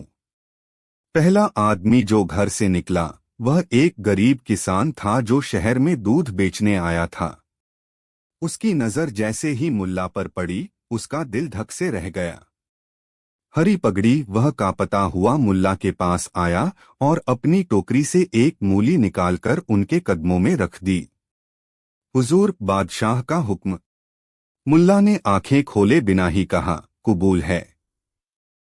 याद रखना, यह मेरा नहीं, बादशाह का हुक्म है। इसके बाद तो जैसे लाइन लग गई। एक नानबाई ने एक गर्म नान रख दी। एक औरत ने एक अंडा। एक अमीर सौदागर जो उस रास्ते से गुजर रहा था, उसने मुंह बनाते हुए चांदी का एक सिक्का मुल्ला के सामने फेंक दिया।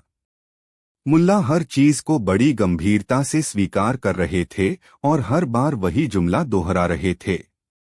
देखते ही देखते मुल्ला के सामने मूली, अंडे, रोटियों, कपड़ों और सिक्कों का एक छोटा सा ढेर लग गया।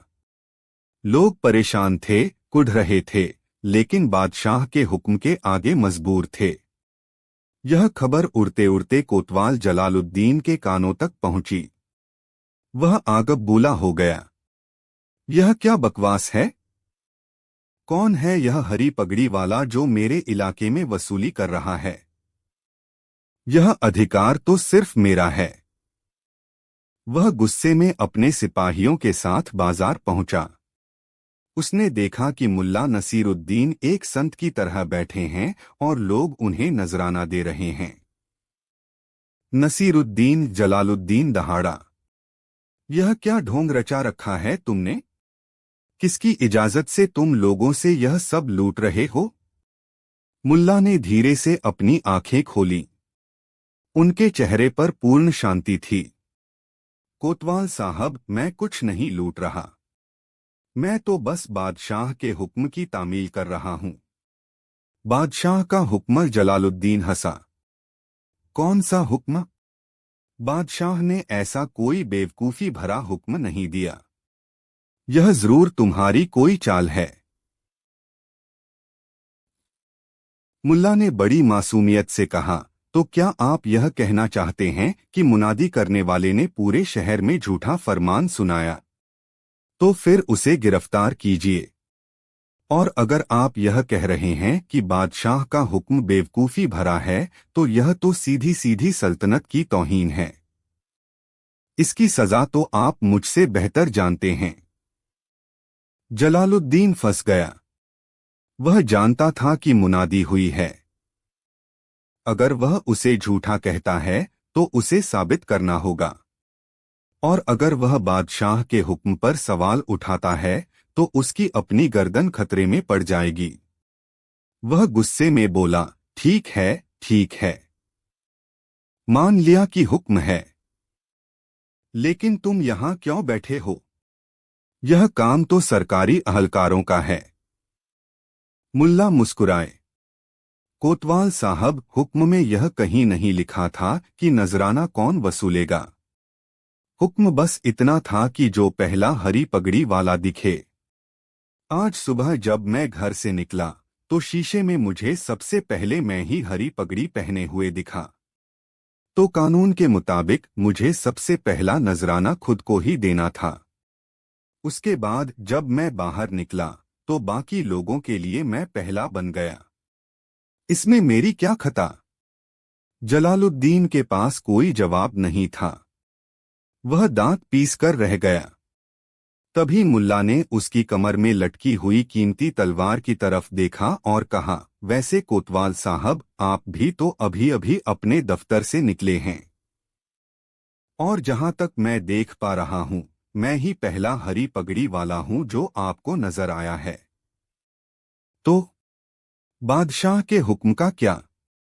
अब जलालुद्दीन की सिट्टी पिट्टी गुम हो गई।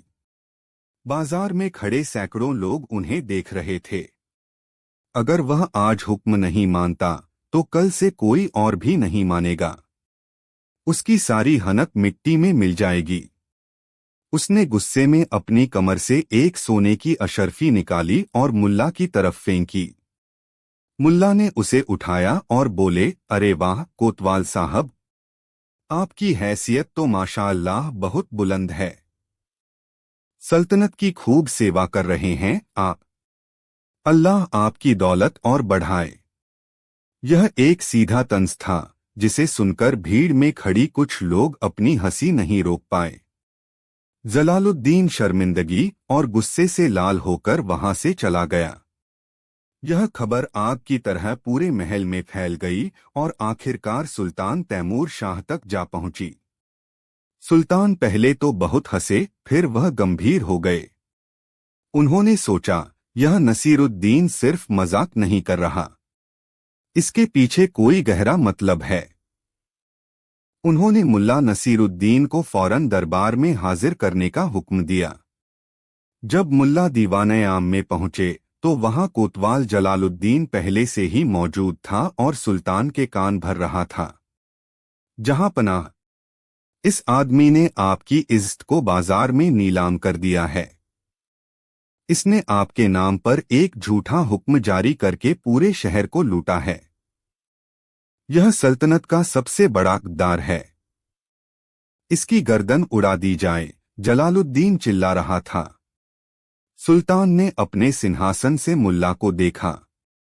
उनकी आंखों में गुस्सा भी था और जिज्ञासा भी। नसीरुद्दीन, क्या यह सच है कि तुमने हमारे नाम पर एक झूठा फरमान जारी किया? मुल्ला ने अदब से झुककर सलाम किया और बोले, आलमपनाह, मैंने कोई झूठा फरमान जारी नहीं किया। मैंने तो बस आपके एक पुराने और अलिखित हुक्म को एक नया रूप दिया है। क्या मतलब? सुल्तान ने पूछा। मुल्ला ने कहा, जहां पनाह, आपके सल्तनत में सालों से एक हुक्म चल रहा है। वह हुक्म यह है कि कोई भी, कहीं भी, किसी भी वक्त यह बादशाह का हुक्म है कहकर कुछ भी कर सकता है। आपका कोतवाल इसी हुक्म का इस्तेमाल करके एक गरीब बुढ़िया से उसके बैंगन छीन लेता है और कोई सवाल नहीं पूछता। आपके मुंशी इसी हुक्म की आड़ में लोगों से रिश्वत लेते हैं और कोई उफ नहीं करता। मैंने सोचा, जब आपके नाम में इतनी ताकत है कि उससे जुल्म किया जा सकता है, तो उसी नाम से थोड़ी सी बेवकूफ़ी क्यों नहीं की जा सकती? मुल्ला ने अपनी आवाज़ बुलंद की, मैंने कोई नया कानून नहीं बनाया जहांपना। मैंने तो बस आपके शहर के चेहरे पर लगा डर का नकाब उतारकर उसे आईना दिखाया है। मैंने लोगों को यह एहसास कराया है कि वे आंखें बंद करके हर उस चीज को मान लेते हैं जिसके पीछे बादशाह का हुक्म लिखा हो, चाहे वह कितनी ही बेतुकी क्यों न हो। उन्होंने कोतवाल की तरफ इशारा करते हुए कहा, जब यह जालिम आपके नाम पर किसी का हक छीनता है तो वह वफादारी कहलाती है, और जब मैंने उसी नाम का इस्तेमाल करके लोगों को एक दूसरे के साथ मूली और अंडे बांटने पर मजबूर किया तो वह गद्दारी बन गई। हुजूर, आप ही इंसाफ करें, असली गद्दार कौन है? मैं, जिसने एक हार्मलेस मजाक किया, या यह जो आपके नाम को अपनी जाती तिजोरी भरने का जरिया बनाए हुए है? दरबार में सन्नाटा छा गया। सुल्तान तैमूर शाह की आंखों में अब गुस्सा नहीं बल्कि एक गहरी समझ थी। वह अपनी गद्दी से उठे और मुल्ला के पास आए। उन्होंने कोतवाल जलालुद्दीन की तरफ देखा और कहा, जलालुद्दीन, नसीरुद्दीन ने जो कुछ भी आज नजराने में हासिल किया है, तुम उसकी 10 गुना कीमत शाही खजाने में जमा करोगे और उस बूढ़ी औरत को ढूंढकर उससे माफी मांगोगे और उसे जिंदगी भर का खर्च दोगे। फिर वह मुल्ला की तरफ मुड़े और मुस्कुराए। और नसीरुद्दीन, तुमने हमें एक बहुत बड़ा सबक सिखाया है। तुमने हमें दिखाया है कि सत्ता का डर जब तर्क पर हावी हो जाता है तो सल्तनतें खोखली हो जाती हैं। आज से तुम हमारे शाही सलाहकार हो। तुम्हारा काम होगा हमें ऐसे ही आईने दिखाते रहना। मुल्ला ने अपनी हरी पगड़ी उतारी और सुल्तान के कदमों में रख दी। बादशाह सलामत, मेरी जगह इस दरबार में नहीं बल्कि उन आम लोगों के बीच है। बस इतना करम कीजिए कि आपके नाम का इस्तेमाल कोई अपनी जेबें भरने या किसी कमजोर को सताने के लिए न कर सके। उस दिन के बाद इस खान में बहुत कुछ बदल गया। बादशाह का हुक्म है कहना आसान नहीं रहा, क्योंकि लोग अब सवाल पूछने लगे थे। और यह सब एक आदमी और उसकी तोते के रंग जैसी हरी पगड़ी की वजह से मुमकिन हुआ था।